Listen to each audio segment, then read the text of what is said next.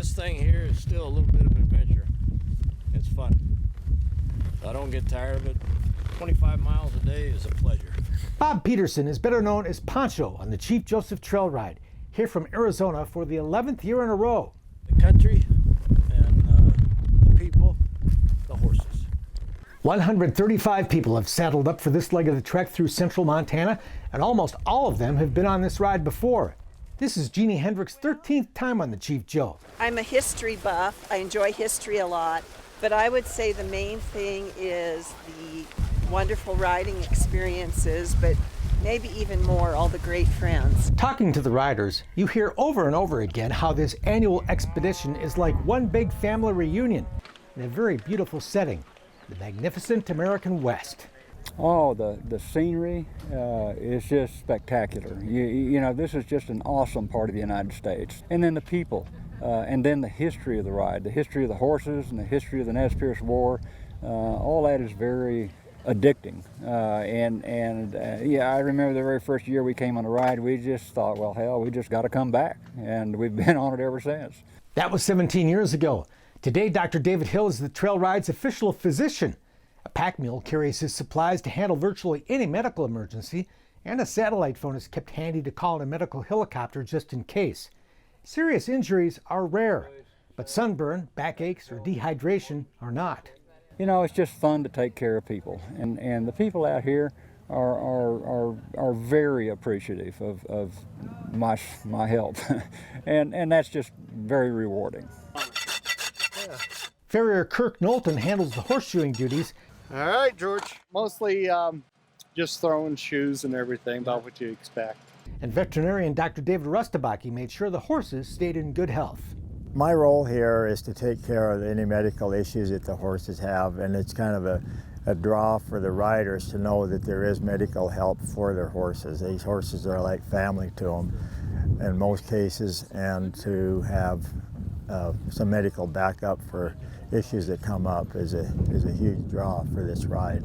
Okay, you guys get up ahead in there and see what you can find. Along the trail, retired Army Colonel Ron Fowler leads a small group of scouts, easy to spot in their green vests, who serve as wranglers on the ride, ready to assist anyone who needs a hand and help avoid problems. The reason I'm always looking down is because I'm looking at the trail for holes and rocks and stuff that the riders might have trouble with. The week-long journey takes place through a variety of beautiful country. Wide open prairie, river canyons, mountains, and meadows. Back in 1877, this land was untamed wilderness. Today, it's mostly private property, and the ride wouldn't happen without permission from the landowners, like rancher Bill Steele. Oh, no, I think it's kind of a neat deal. How many riders you got today? Some ranches we just rode through. Others allowed us to camp overnight. We're just Montana people. Yeah. That's how we do it. It's an impressive sight coming over the hill and seeing a little village set up in your hayfield. There's a lot involved. This is my 20th year doing this picket line. Like the giant picket line for the horses, set up, torn down, and moved every day from camp to camp. Oh, it's a blast. It's a blast? Oh, always. Good workout, the great people, kind of like a family, and you get to see them every year. This really is a family reunion for Camp Chef Norman Shaw, here with his brother Carl, father Andy, and longtime family friend Irvin Gross. Andy's in charge of the camp crew.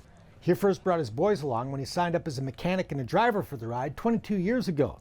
Norman's career as a professional chef was inspired by cold mornings here as a teenager. The best place to be when it's cold in the morning is on the grills, because it's warm. So I learned real quick to get in there, and I did everything I could to get on those grills. Steak on the grill and fresh mashed potatoes were just one of the delicious dinners served here during the week, along with hot breakfasts. Lunch is a sandwich and snacks tossed into a saddlebag and eaten at a stop along the trail. A snack, some string cheese, a piece of fruit. We always get an apple so my horse can have that for lunch. Okay. And then your choice of sandwich. Sounds good. Tons of hay is trucked in for the horses, along with up to 4,000 gallons of water every day. You have a little yourself there. Oh yeah, just like the horses. We have a lot in common. Beasts of burden. This morning arrives with more water in the form of rain. This is where you start finding out who has it and who don't. That doesn't dampen anybody's spirits. I love the rain. Gets everybody up, and then they go hide. Morning. Good Morning. How are ya?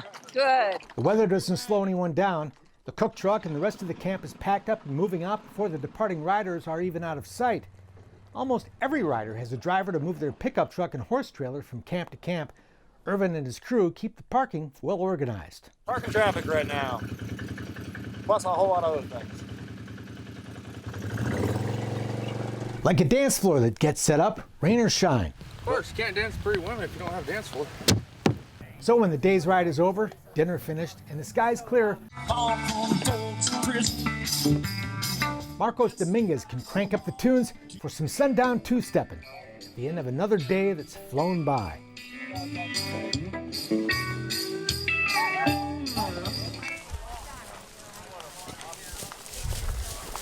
It's Friday lunch break on the Chief Joseph Trail Ride. It's been an amazing week, and the only thing wrong with this adventure is that it's going to end way too soon. In just a few hours, it would all be over. Our traveling tribe, which came together to follow the historic trail of the Nez Perce, would scatter to the four winds. It's easy to see why so many people come back year after year. But what's so special about the Appaloosa horse? A closer look at the breed made famous by the Nez Perce just ahead. What drew me to the Appaloosa horse originally was its color, because it was different than any other horse. And then I became more educated and realized that there's more to just color than what appears on the outside. It's what's on the inside. The Appaloosa horse is the only breed permitted on the Chief Joseph Trail Ride. The Nez Perce are credited with developing the breed and its unique color, which even Lewis and Clark noted in their journals when they encountered the tribe back in 1806.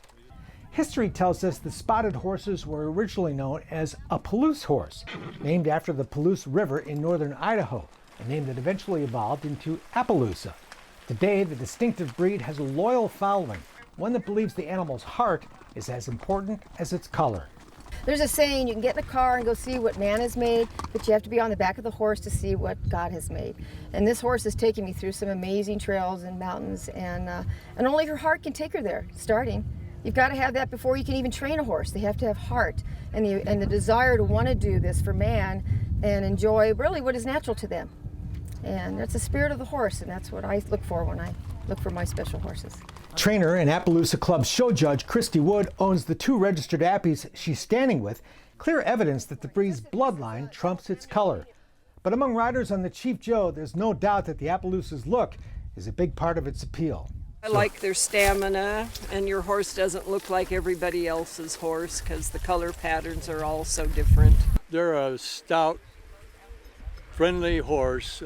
Not all Appaloosas are that way. You have to find the right one, but when you find a good Appaloosa, it's hard to beat. Since the Appaloosa is so connected with the Nez Perce tribe, some of the riders here believe the Chief Joseph Trail Ride is as significant for the horse as it is for the humans who ride them. There's just more to the Appaloosa with their history. It's almost as though the horse knows its own history, and Dollar does too. You can kind of sense it when we're out there. 2 years ago, we were in Yellowstone, and first, Dollar's never seen a bison before. And when she looked at that, you can almost I could see her mind processing, my forefathers saw those. We carried the Indians into their freedom, into their hunts, and it's almost that she sensed that, and it was a great experience. The following summer, we were back in the saddle with the Chief Joe once again, as the trail ride completed another 13-year trek at the Bear Paw Battlefield. We'll take you back on the trail later in the program,